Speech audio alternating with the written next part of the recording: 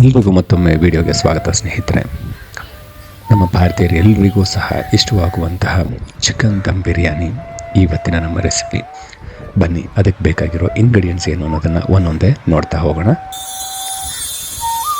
ಮೊದಲಿಗೆ ಇಲ್ಲಿ ಅರ್ಧ ಕೆ ಜಿ ಚಿಕನ್, ಅರ್ಧ ಕೆ ಜಿ ಬಾಸುಮತಿ ರೈಸ್, ಒಂದು 3 onion, 2 tomato, whole spices, Byadagi chilli, ಶುಂಠಿ ಬೆಳ್ಳುಳ್ಳಿ ಪೇಸ್ಟ್, ಹಸಿಮೆಣಸಿನಕಾಯಿ, ಕೊತ್ತಂಬರಿ, ಪುದೀನ, 2 ನಿಂಬೆಹಣ್ಣು, ಡ್ರೈ ಪನ್ನೀರ್ ರೋಸ್, ಕೊತ್ತಂಬರಿ ಪುಡಿ, ಖಾರದ ಪುಡಿ, ಬ್ಲ್ಯಾಕ್ ಪೆಪ್ಪರ್, ಅರಿಶಿನ, ಉಪ್ಪ, ಮೊಸರು, ಕಾಯಿಸಿರೋ ಹಾಲು, ಸ್ಯಾಫ್ರನ್, ಹಾಗೆ ರುಚಿಗೆ ತಕ್ಕಷ್ಟು ಉಪ್ಪು.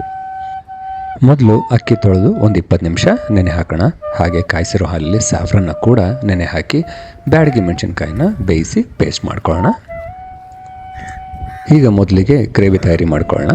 ಕಾದಿರೋ ಕಾವಲಿನಲ್ಲಿ ಒಂದು 2 ಸ್ಪೂನ್ ಎಣ್ಣೆ, ಒಂದು 2 ಸ್ಪೂನ್ ತುಪ್ಪ, ಹಾಗೆ ಕಟ್ ಮಾಡಿರೋ ಆನಿಯನ್ನ ಹಾಕಿ ಗಾಜಿನ ಪದರದಲ್ಲಿ ಬೇಯಿಸ್ಕೊಳ್ಳೋಣ. ಗಾಜಿನ ಪದರ ಬಂದ ಮೇಲೆ ಹೋಲ್ ಸ್ಪೈಸಸ್, ಏಲಕ್ಕಿ, ಚಕ್ಕೆ, ಲವಂಗ, ಸ್ಟಾರ್ ಅನೀಸ್ ಇದೆಲ್ಲವನ್ನು ಸಹ ಒಂದು 2 ಮೊಗ್ಗದನ್ನು ಹಾಕಿ ಈ ಎಣ್ಣೆನಲ್ಲೇ ಆ ಕೊತ್ತಂಬರಿ ಸೊಪ್ಪನ್ನ ಸ್ವಲ್ಪ ಹಾಕಿ ಬಾಡಿಸ್ಕೋಬೇಕು. ಆಗಲೇ ಅದರ ಘಮ ಚೆನ್ನಾಗಿ ಬಿರಿಯಾನಿನಲ್ಲಿ ಇರುತ್ತೆ. ಹಾಗೆ ಅದ್ರ ಜೊತೆಗೆ ಒಂದು 10 ಸೆಕೆಂಡ್ ಆದಮೇಲೆ ಪುದೀನ ಕೂಡ ಹಾಕಿ ಘಮ ಬರೆಸ್ಕೊಂಡು ಕೊನೆಯಲ್ಲಿ ಶುಂಠಿ ಬೆಳ್ಳುಳ್ಳಿ ಪೇಸ್ಟ್ ಒಂದು 2 ಸ್ಪೂನ್ ಹಾಕಿ ಅದನ್ನು ಸಹ ಎಣ್ಣೆನಲ್ಲೇ ಹಸಿ ಸ್ಮೆಲ್ ಹೋಗೋ ತನಕ ಬಾಡಿಸ್ಕೋಬೇಕಾಗತ್ತೆ. ನಂತರ ಹಸಿಮೆಣಸಿನ್ಕಾಯಿನ ಅದರಲ್ಲಿ ಹಾಕಿ ನಂತರ ಕಟ್ ಮಾಡಿರುವಂತಹ ಟೊಮಾಟೊ ಹಾಕಿ ಸ್ವಲ್ಪ ಅದನ್ನು ಮಗ್ಗಿಸ್ಕೋಬೇಕು. ಚೆನ್ನಾಗಿ ಮಗ್ಗಿದಾದಮೇಲೆ ಸ್ವಲ್ಪ ರುಚಿಗೆ ತಕ್ಕಷ್ಟು ಉಪ್ಪು ಮತ್ತು ಅರಿಶಿನ ಪುಡಿ ಹಾಕಿ ಸ್ವಲ್ಪ ತಿರುಗಿಸ್ಕೊಟ್ಟು ಮಗ್ಗೋದಕ್ಕೆ ಸ್ವಲ್ಪ ಬಿಡೋಣ.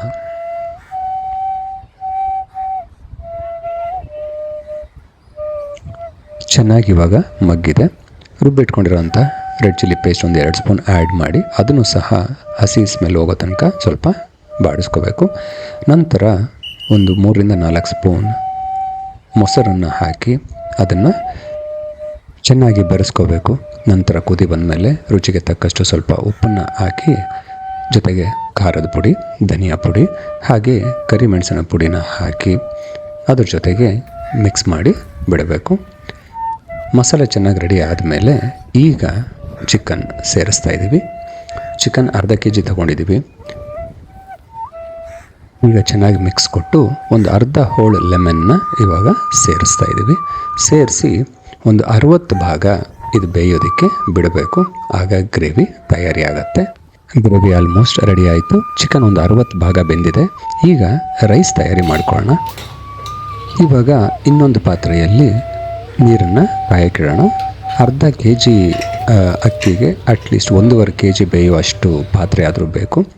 ಈಗ ಉಪ್ಪು, ಹಸಿಮೆಣಸಿನಕಾಯಿ ಮತ್ತು ಹೋಲ್ ಸ್ಪೈಸಸ್, ಬಿರಿಯಾನಿಗೆ ಹಾಕುವಂಥ ಎಲ್ಲ ಸ್ಪೈಸಸ್ನು ಇದಕ್ಕೂ ಹಾಕ್ಕೋಬೇಕು.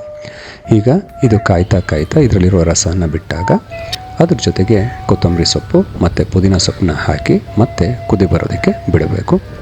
ರಸ ತೆಗೆದಾದ ಮೇಲೆ ಉಳಿದಿರುವಂಥ ನಿಂಬೆಹಣ್ಣಿನ ತೊಗಟೆ, ಅದ್ರ ಜೊತೆಗೆ ಒಣಗಿದಂತಹ ರೋಸ್ ಪೆಟಲ್ಸ್ ಕೂಡ ಇಲ್ಲಿ ಸೇರಿಸ್ಕೊಂಡು ಒಂದು 2 ಸ್ಪೂನ್ ಎಣ್ಣೆನ ಇಲ್ಲಿ ಸೇರಿಸ್ಕೊತಾ ಇದ್ದೀವಿ.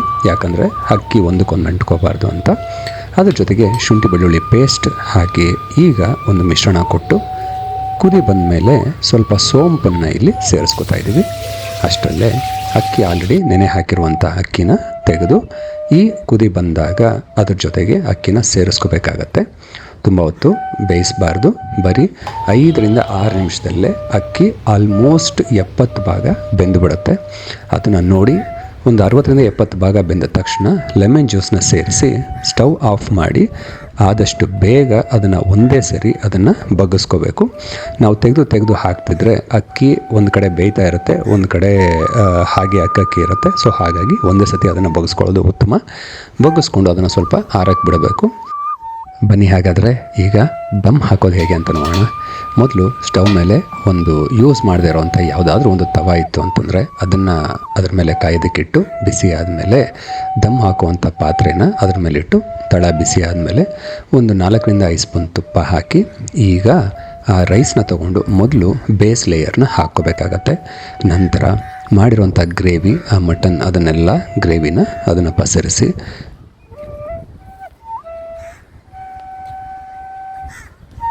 ಎಲ್ಲ ಗ್ರೇವಿನೂ ಸಹ ಈಗ ಮಧ್ಯಭಾಗದಲ್ಲಿ ಹಾಕಾಯಿತು.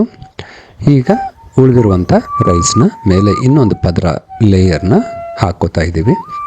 ಉಳಿದಿರೋ ಎಲ್ಲ ರೈಸ್ನೂ ಸಹ ಹೀಗೆ ಹಾಕಿ ಒಂದು ಕಂಪ್ಲೀಟಾಗಿ ದಮ್ ಹಾಕೋದಕ್ಕೆ ರೆಡಿ ಮಾಡ್ಕೋಬೇಕು.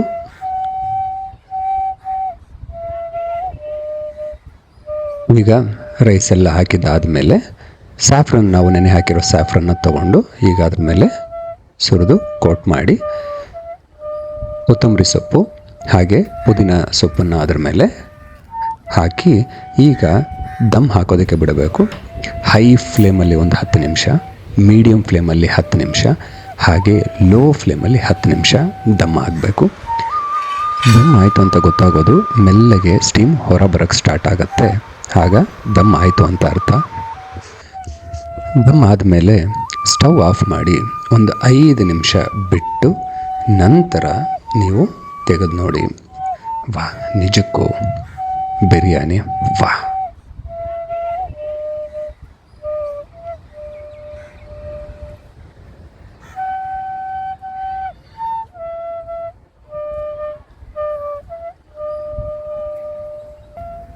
ಬನ್ನಿ, ಬಿರಿಯಾನಿ ರೆಡಿ ಆಯಿತು, ಟೇಸ್ಟ್ ಮಾಡೋಣ.